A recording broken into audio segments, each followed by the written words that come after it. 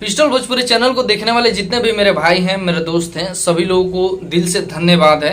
आप लोगों ने खेसारी लाल यादव जी के गाने को इतना प्यार दिया, अपना इतना आशीर्वाद दिया कि अभी भी वो ट्रेंडिंग नंबर 2 पे चल रहा है। और साथ ही साथ ये भी बता दूं कि पिस्टल भोजपुरी चैनल को आप लोगों ने सब्सक्राइब किया है, लाइक कर रहे हैं, हमारे वीडियोज को शेयर कर रहे हैं, उसके लिए भी आप लोगों को तहे दिल से धन्यवाद है मेरे भाई।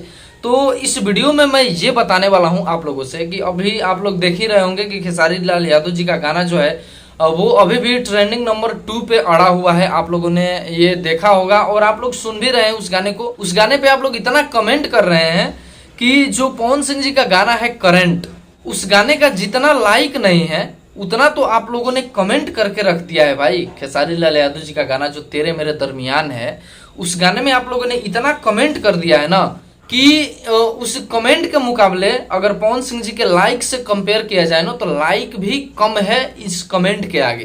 क्योंकि आप लोगों को पता होगा कि कमेंट कभी भी लाइक से कम ही होता है। ये सामान्य तौर पे देखा गया है कि कमेंट कभी भी कम होता है, क्योंकि बहुत लोग कमेंट नहीं करते हैं भाई, बस लाइक भी कर दे वही काफी है, गाने को सुन करके चले जाते हैं।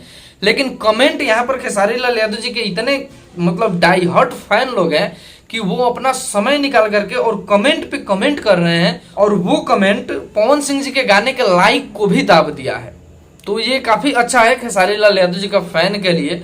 और आज मैंने एक इंटरव्यू देखा ये रितेश पांडे जी का, मैंने थंबनेल पे उनका ही फोटो लगाया है और अब जाकर के मैं उनके बारे में बात करने जा रहा हूँ। उनका एक मैंने इंटरव्यू देखा जो कि बिंदास भोजपुरिया चैनल पे अभी भी पड़ा हुआ है, आप जाकर के उसको देख सकते हैं।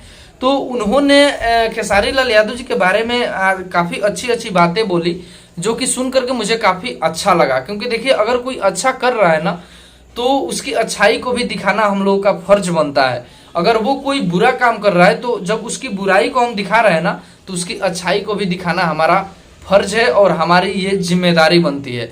तो मैंने देखा उनका इंटरव्यू, उन्होंने काफी सराहना की खेसारी लाल यादव जी के गाने को, और साथ ही पवन सिंह जी के गाने को भी उन्होंने बोला कि वो भी गाना अच्छा है, और खेसारी जी का गाना उन्होंने अपने मुंह से गा करके सुनाया। तो ये चीज मुझे काफी अच्छा लगे। रितेश पांडे जी को दिल से धन्यवाद है भाई। क्योंकि देखिए, अगर खेसारी जी का सपोर्ट वो कर रहे हैं तो खेसारी लाल यादव जी के फैन भी उनके सपोर्ट में ही रहेंगे, और खेसारी जी का अगर वो विरोध करेंगे तो खेसारी जी का फैन भी उनके विरोध में ही जाएंगे। ये मतलब सीधा सीधा और खुलेआम बात है, ठीक है। वैसे अगर पहले देखा जाए तो रितेश पांडे जी खेसारी लाल यादव जी के विरोध में बहुत बार उतरे हैं, लेकिन जब मैंने उनका सपोर्ट देखा तो भाई सपोर्ट उन्होंने किया है, तो मैं मुझे लगा कि मुझे बताना चाहिए खेसारी लाल यादव जी के फैन लोगों को। क्योंकि ये चीजें अगर खेसारी जी के फैन लोगों के पास नहीं पहुंचेगा तो शायद वो लोग जानेंगे कि ये हमेशा विरोध ही करता है। तो जब ये बंदा सपोर्ट किया है तो आप लोगों के सामने मैंने सोचा कि ये मैं आप लोगों को बताऊं।